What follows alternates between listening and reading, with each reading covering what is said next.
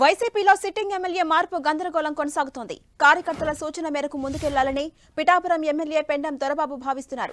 ఎన్నికల బరిలో ఖచ్చితంగా నిలవాలని కార్యకర్తలు దొరబాబును కోరుతున్నారు. దీంతో దొరబాబు బంధువులు జనసేన నేతలతో టచ్లోకి వెళ్లినట్టుగా తెలుస్తోంది.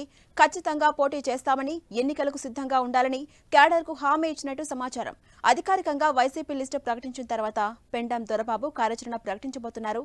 జనసేన నుంచి పిఠాపురం బరిలో నిలిచేందుకు యోచిస్తున్నారని ప్రచారం జరుగుతోంది.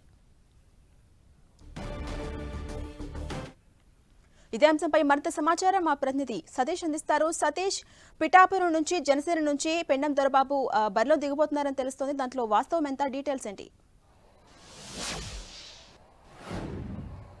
ప్రస్తుతం చూసుకుంటే కనుక గోదావరి జిల్లాలో గందరగోళ పరిస్థితులు అయితే మాత్రం ఇంకా కొనసాగుతున్నాయని చెప్పుకోవచ్చు. అయితే ఒక్కసారిగా అధికార పార్టీ వైసీపీ తీసుకున్న సిట్టింగ్ ఎమ్మెల్యేల మార్పు విషయంలో చెలరేగిన రాజకీయ వేడైతే మాత్రం ఇంకా కొనసాగుతుందని చెప్పుకోవచ్చు. అయితే ప్రస్తుతానికి పిఠాపురం నియోజకవర్గం నుంచి ప్రాతినిధ్యం వహించిన పెండం దొరబాబు ఈరోజు హైదరాబాద్ వెళ్ళడం జరిగింది. హైదరాబాద్ వెళ్ళిన అనంతరం అంటే గత 2 రోజుల నుంచి కూడా కార్యకర్తలు అభిమానులతో కూడా సమావేశాలు కూడా నిర్వహించుకున్నారు. అయితే ఖచ్చితంగా మీరు ఎన్నికల బరిలో ఉండాలని చెప్పి కార్యకర్తలు కూడా సూచించిన మేరకు నేను ఈసారి ఎన్నికల బరిలో ఉంటానని చెప్పి వాళ్ళకి నిర్దిష్టమైన ఒక హామీ కూడా ఇచ్చినట్లయితే మాత్రం సమాచారం తెలుస్తుంది. ఇదే నేపథ్యంలో హైదరాబాద్ కూడా పెండం దొరబాబు వెళ్ళడం, ఆ పెండం దొరబాబు వెళ్ళిన తర్వాత అంటే దొరబాబుకు సంబంధించిన కొంతమంది బంధువులు కూడా గత 2 రోజుల నుంచి కూడా జనసేన నేతలతో కూడా టచ్లో ఉన్న నేపథ్యంలో ఖచ్చితంగా జనసేన నేతలతో మంతనాలు అయితే మాత్రం జరుగుతున్నాయి.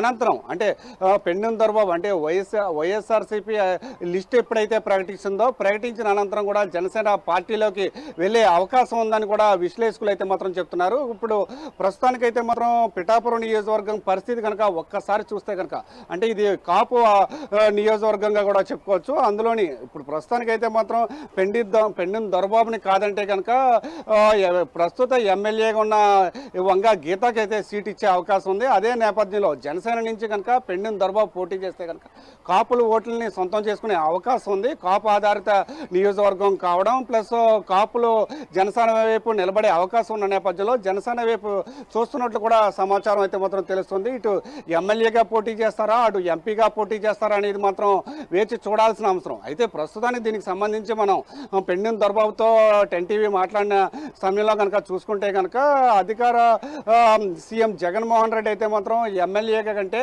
ఎంపీగా పోటీ చేయండి అని చెప్పి కూడా సూచనలు చేస్తున్నారు. అయితే అధికార పార్టీ నుంచి ఎంపీగా పోటీ చేస్తారా, లేకపోతే జనసేన పార్టీ నుంచి వెళ్ళి పిఠాపురం నుంచి పోటీ చేస్తారా, లేక కాకినాడ పార్లమెంట్ నుంచి పోటీ చేస్తారా, ఇలా కొన్ని ప్రశ్నలు అయితే మాత్రం ఇటు పిఠాపురం నియోజకవర్గ ప్రజలకు కావచ్చు, లేకపోతే రాష్ట్ర వ్యాప్తంగా ప్రజలందరినీ కూడా సంధిస్తున్న పరిస్థితి కూడా ఇక్కడ నెలకొంది. అయితే ఒక్కసారిగా రాజకీయంగా కూడా వేడి కూడా మొదలైందని కూడా మనం చెప్పుకోవచ్చు. అయితే అధికార పార్టీ తీసుకున్న సిట్టింగ్ ఎమ్మెల్యేల మార్పు ఒక గందరగోళం కేవలం ఆ పార్టీలోనే లేదు, మిగిలిన 2 పార్టీల్లో కూడా కొనసాగుతుందని కూడా చెప్పుకోవచ్చు. అయితే ఉమ్మడి తూర్పుగోదావరి జిల్లా వ్యాప్తంగా కనుక మనం చూసుకుంటే కనుక ప్రస్తుతానికి నలుగురికి సిట్టింగ్ ఎమ్మెల్యేలకి ఇప్పటి వరకు కూడా సీట్ వచ్చే అవకాశం అయితే మాత్రం లేదని స్పష్టమైన నిర్ణయాన్ని అయితే మాత్రం అధికార పార్టీ చెప్పడం జరిగింది. దీనికి సంబంధించి పూర్తి స్థాయిలో అధికార ప్రకటన అయితే మాత్రం చేయలేదు. ఈ మరో 2 రోజుల్లో అంటే ఈ రోజు కానీ రేపు కానీ ఖచ్చితంగా అధికారికంగా 2వ లిస్ట్ అయితే రానుంది. ఆ 2వ లిస్టులో ఈ 4 ఎమ్మెల్యేల పేర్లు కూడా ఉండే అవకాశం ఉంది.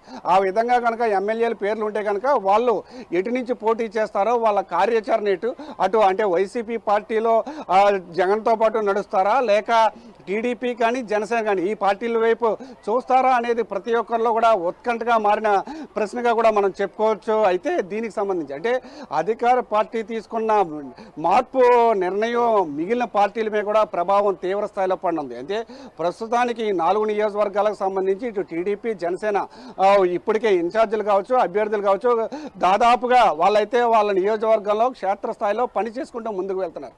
అయితే కొత్తగా సిట్టింగ్ ఎమ్మెల్యేలుగా ఉన్న అభ్యర్థులు బయటకు రావడం, వాళ్ళకి సీటు రాకపోతే వీళ్ళ మరో పార్టీ వైపు చూడడం, ఈ అంశం అయితే మాత్రం అత్యంత కీలకంగా కూడా మారి మిగిలిన పార్టీలను కూడా డిస్టర్బ్ చేసే అవకాశం కూడా కనిపిస్తుందని కూడా మనం చెప్పుకోవచ్చు.